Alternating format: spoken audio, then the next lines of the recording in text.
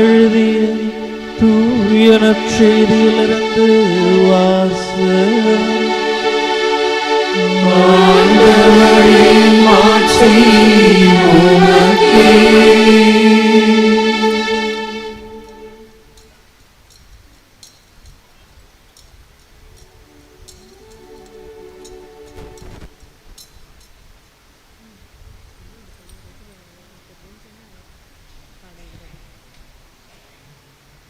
அவர்களுடைய காலடிகளை கழுவிய பின் இயேசு தம் மேலுடையை அணிந்து கொண்டு மீண்டும் பந்தியில் அமர்ந்து தம் சீடர்களிடம் கூறியது, நான் உங்களுக்கு செய்தது என்னவென்று உங்களுக்கு புரிந்ததா?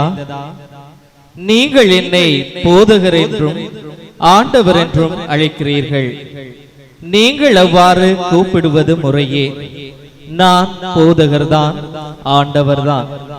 ஆகவே ஆண்டவரும் போதகருமான நான் உங்களுடைய காலடிகளை கழுவினேன் என்றால், நீங்களும் ஒருவர் மற்றவருடைய காலடிகளை கழுவ கடமைப்பட்டிருக்கிறீர்கள். நான் செய்தது போல நீங்களும் செய்யுமாறு நான் உங்களுக்கு முன்மாதிரி காட்டினேன். பணியாளர் தலைவரை விட பெரியவர் அல்ல, தூது அனுப்பப்பட்டவரும் அவரை அனுப்பியவரை விட பெரியவர் அல்ல என உறுதியாக உங்களுக்கு சொல்கிறேன். இவற்றை நீங்கள் அறிந்து அதன்படி நடப்பீர்கள் என்றால் நீங்கள் பேறு பெற்றவர்கள். ஆண்டவரின் அருள்வாக்கு.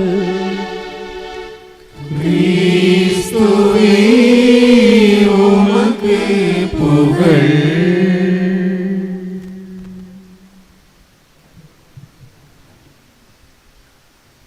உலகில் மிக உயர்ந்த பொருள் என்ன தெரியுமா? கிறிஸ்து இயேசுவில் அன்பிற்கினிய சகோதரிகளே, சகோதரர்களே, கடந்த ஓராண்டு முழுவதும் இறைவனுடைய பராமரிப்பினாலும் அருள் கொடைகளினாலும் மூவொரு இறைவனுடைய துணையாலும் பல்வேறு அருள் கொடைகளை நம்முடைய குடும்பங்களிலும் இறை சமூகத்திலும் நம்முடைய பகுதிகளிலும் பெற்று மகிழ்வோடும் மன நிறைவோடும் பாதுகாவலருக்கு விழா எடுத்து கொண்டாடி மகிழ்ந்து கொண்டிருக்கின்ற இந்த நேரத்திலே திருத்துவபுரம் பேராலய இறைமக்கள் ஒவ்வொருவருக்கும் அருள் பணியாளர்கள் சார்பிலே மனம் நிறைந்த விழா நல்வாழ்த்துக்களை தெரிவித்துக் கொள்கின்றோம். விண்ணகத்தில் வானதூதர்களுக்கிடையே ஒரு போட்டி வைக்கப்பட்டது. இந்த போட்டி என்னவென்று சொன்னால், உலகத்தில் மிக உயர்ந்த கனமான பொருள் என்ன என்பதுதான் இந்த போட்டி. கேள்வியை பெற்றுக்கொண்ட வானதூதர்கள் மண்ணுலகிற்கு வருகின்றார்கள். மண்ணுலகிலே வந்து ஒவ்வொருவராக பொருட்களை தேடிக்கொண்டிருக்கின்றார்கள். எது இந்த மண்ணுலகில் விலை உயர்ந்த பொருளாக இருக்கக்கூடும் என்று சொல்லி ஒவ்வொருவரும் ஒவ்வொரு பொருட்களை எடுத்துக் கொள்கின்றார்கள். ஆனால் அவையெல்லாம் கனமான பொருள் இல்லை என்று ஒதுக்கி வைக்கப்படுகின்றது. இறுதியில் ஒரு வானதூதர் கையில் ஏதோ ஒன்றை தூக்கி கொண்டே வருகின்றார். மற்ற எல்லா வானதூதர்களும் புடை சூழல் என்று பார்த்து கொண்டிருக்கின்றார்கள். அப்படி என்ன, உன்னுடைய கரங்களில் இருக்கக்கூடிய ஒரு பொருள், யாருக்கும் தெரியாத சிறிய பொருள், உயர்ந்த பொருளாக இருக்கக்கூடுமோ என்று சொல்லி எல்லோரும் வேடிக்கையாக பார்த்து கொண்டிருக்கின்றார்கள். வானதூதர் கடவுளுக்கு அருகில் சென்று தன்னுடைய கரங்களை விரித்துக் கொடுக்கின்றார். கரங்களுக்குள்ளாக 2 சிறு துளி கண்ணீர் இருப்பதை பார்க்கின்றார். கடவுளை பார்த்து வானதூதர் சொல்லுகின்றார், மண்ணுலகம் முழுவதும் சென்று பார்த்தேன், அலைந்து திரிந்து பார்த்ததில் நான் கண்டடைந்த தேடி கண்டுபிடித்த உலகிலே மிக உயர்ந்த அல்லது கனமான பொருள் என்னவென்று சொன்னால் மண்ணுலகில் மனிதனுடைய கண்களிலிருந்து சிந்துகின்ற கண்ணீர். எந்த ஒரு மனிதர் தன்னுடைய கண்களிலிருந்து அழுது சிந்துகின்றானோ கண்ணீரை, அந்த கண்ணீர் தான் உலகில் மிக உயர்ந்ததாக இருக்கின்றது. அதிலும் நிற்கதியில் இருந்து கொண்டு ஒரு மனிதன் வடிக்கின்ற கண்ணீருக்கு யாரும் எடை போட முடியாது என்று சொல்லுகின்றார். இறையேசுவில் அன்பிற்கினியவர்களே, இணை பொறுப்புடன் பங்கேற்கும் திரு அவை ஆகிட என்ற சிந்தனையை சிந்திக்க இன்றைய நாளில் நாம் அழைக்கப்பட்டுள்ளோம். இணை பொறுப்பு என்று சொன்னால் என்ன? நம்முடைய திருத்தந்தை பிரான்சிஸ் அவர்கள் கூட்டொருங்கிய திரு அவையை ஏற்படுத்தி திரு அவையில் உள்ள எல்லோரும் இணைந்து பணியாற்ற வேண்டும். ஆயர்களாக இருக்கலாம், திருத்தந்தையாக இருக்கலாம், அருள் பணியாளர்களாக இருக்கலாம், அருள் சகோதரிகளாக இருக்கலாம், ஏன் இறை மக்களாக கூட இருக்கலாம். எல்லோரும் திரு அவையினுடைய உறுப்பினர்கள். திரு அவையினுடைய உறுப்பினர்கள் அனைவரும் இணைந்து பணியாற்றுகின்ற பொழுது, ஒன்றாக இணைந்து பொறுப்புகளை பகிர்ந்து கொண்டு செயல்படுகின்ற பொழுது திரு அவையானது வளர்ச்சி நிலையை நோக்கி செல்லும். திரு அவையில் உள்ள எல்லோரும் இனம் கண்டுகொள்ளக்கூடிய அளவிற்கு இந்த செயல்முறை என்று சொல்லி கூட்டொருங்கிய திரு அவை ஏற்பட்டுள்ளார். அதனுடைய அடிப்படையில் தான் சிந்தனை இணை பொறுப்புடன் பங்கேற்கும் திரு அவையாக நம்மை சிந்திக்க அழைக்கப்படுகிறது. இணை பொறுப்பை பற்றி சிந்திக்கிறீர்களே, முதல் வாசகத்திலே அருமையாக சொல்லியிருக்கிறது. விடுதலை பயணங்களிலே மோசே இறை மக்களுக்கு இஸ்ராயேல் மக்களை வழிநடத்திக் கொண்டிருக்கிறார். எவ்வாறு வழிநடத்தினார் என்று சொன்னால், காலை முதல் மாலை வரை அங்கிருந்த எல்லோருக்கும் நீதி தீர்ப்பு வழங்குவதற்காக காத்துக் கொண்டிருக்கிறார். மோசே பார்த்து அவருடைய மாமனார் எத்திரோவை வெளியிட்டார். இவ்வாறு காலை முதல் மாலை வரை உள்ளவங்க இங்கு இருக்கக்கூடிய திரளான மக்களுக்கு முன்னால் தீர்ப்புகளை வழங்க முடியாது. எனவே தீர்ப்பு வழங்குவதற்காக நீதிபதிகளை பொறுப்புகளை பகிர்ந்து நீ மட்டும் வைப்பதல்ல, அங்கு இருக்கக்கூடிய ஒவ்வொருவரையும் சிறு சிறு குழுக்களாக பிரித்து அவர்களுக்குள்ளாக நீதிபதிகளை தேர்ந்தெடுத்து அந்த நீதிபதிகள் வழியாக அவர்கள் குறைகளை தீர்த்துக் கொண்டு அவற்றுக்கு அருமையாக ஏதேனும் இருக்கிறது என்று சொன்னால் அதை நீங்கள் கொண்டு வேண்டும், அவற்றுக்கு பின்னால் அதை நீட்டித்துக் கொண்டு செல்கிறார். எனவே 1000 ஒருவராக, தலைவராக அல்லது 100 பதினராக, 50 பொறுப்புகளை வைத்து மோசேக்கு அவருடைய மாமனார் சொல்லியிருக்கிறார். ஒரு சமூகம், ஒரு இறை சமூகம் பொறுப்போடு செயல்பட சொன்னால் பொறுப்புகள் பகிர்ந்து கொடுக்கப்பட வேண்டும். திருத்துவர்களுடைய இறை சமூகம் 20 அன்னைகளை கொண்ட ஒரு இறை சமூகம், ஒரு பகுத்தத்தை ஒரு தலைவர்களால் எல்லாத்தையும் நிகழ்த்தி முடியாது. எனவேதான் நாம் பங்கு அருள்பணிகளை வைத்து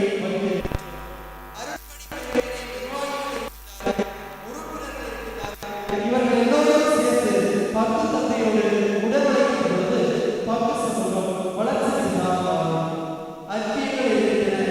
அத்தியங்களில் ஒரு தலைவராக மற்றும் எல்லாவற்றையும் ஒருங்கிணைக்க முடியாது. எனவே நாம் நிர்வாகிகளை தேர்ந்தெடுக்கின்றோம். நிர்வாகிகளை அத்திய ஒருங்கிணைத்தை தேர்ந்தெடுக்கின்றோம். எனவே இவை அனைவரும் ஒருங்கிணைத்து செயல்படுகின்ற பொழுது, அங்கே பொறுப்புகள் பகிர்ந்து கொடுக்கப்படுகின்ற பொழுது அந்த சமூகமானது அத்தியமானது சிறு சிறு குழுக்களானது வளர்ச்சி மாறுகிறது. எனவே பொறுப்புகள் பகிர்ந்து கொடுக்கப்பட வேண்டும். இணைந்து செயல்படுகிற சமூகத்திலே பொறுப்புகள் பகிர்ந்து கொடுக்கப்படுகின்ற பொழுது அங்கே அனைவரும் ஒத்த கட்டளைகளாக இணைந்த செயல்பாட்டை முன்னெடுக்கின்ற மனிதர்களாக இருக்க முடியும். ஒரு மனிதன் அன்னதான நிகழ்ச்சி செய்திருக்கிறார். தன்னுடைய குடும்பத்தில் இருந்த ஒரு நல்ல நிகழ்வுக்காக அன்னதான நிகழ்ச்சி செய்திருக்கிறார். அன்னதான நிகழ்ச்சிக்கு உணவு தயாரில் இருக்கிறது. உணவை சமைத்தவர்கள் பரிமாறுவதற்காக காத்திருக்கிறார்கள். உணவு திறந்து வைக்கப்பட்டிருக்கிறது. இப்பொழுது அந்த வழியாக ஒரு பருத்து இருக்கிறது. பருத்து கால்களிலே ஒரு பாப்பை தூக்கி கொண்டிருக்கிறது. வலியால் தூக்கி போன பாம்பு அதனுடைய வாயில் விஷத்தை வெளியேற்றுகிறது. இந்த விஷத்தில் உள்ள ஒரு சிறு துளி இந்த உணவில் இருக்கிறது. பருத்து பரவசம் சென்றது. மனிதர்கள் உட்பதற்காக வந்து கொண்டிருக்கிறார்கள். சில மனிதர்கள் இருக்கிறார்கள். பின்னால் உணவு பரிமாறப்படுகிறது. உணவை வயிறாக இருக்கிறார்கள். உணவை உண்டவர்கள் பலர் இறந்து கொள்கிறார்கள். இப்பொழுது இது யார் குற்றம் சுமத்த வேண்டும்? உணவை பரிமாறியிருக்கிறார்கள், நன்றாக இருந்தார்கள். இப்பொழுது பலர் இறந்திருக்கிறார்கள்.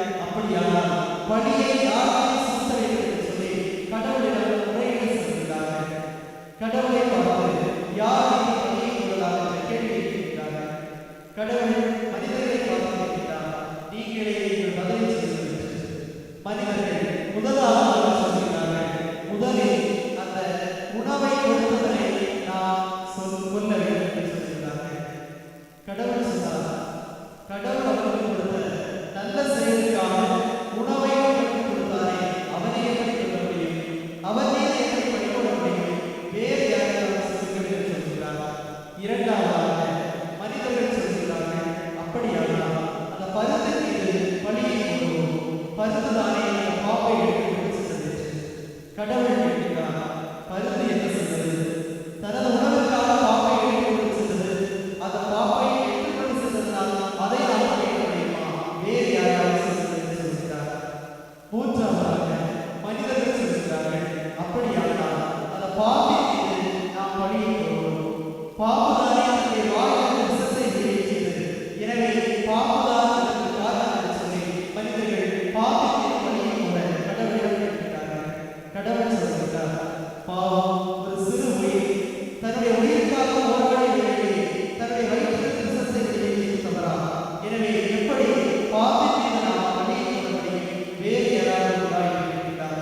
மனிதர்கள் திகைப்புற்றிருக்கிறார்கள். கடவுள் மனிதர்களை பார்த்து சொல்கிறார், இந்த பணியை அடுத்த ஆலோசனை கொள்வோம், எனவே கடந்து செல்வது சொல்கிறார். அடுத்த ஆள் இதே போல இன்னொரு மனிதர் அன்னதான நிகழ்ச்சியை ஏற்படுத்தினார். நிகழ்ச்சி மக்கள் எல்லாரும் வருகிறார்கள். உணவு வகை பரிமாறப்படுகிறது. உணவை கொடுப்பதற்காக 4 மனிதர்கள் வழியோரமாக போட்டிருக்கவில்லையே, கடையில் இருந்த 4 மனிதர்கள் உலக செய்திகளை பரிமாறிக்கொண்டிருந்தார்கள்.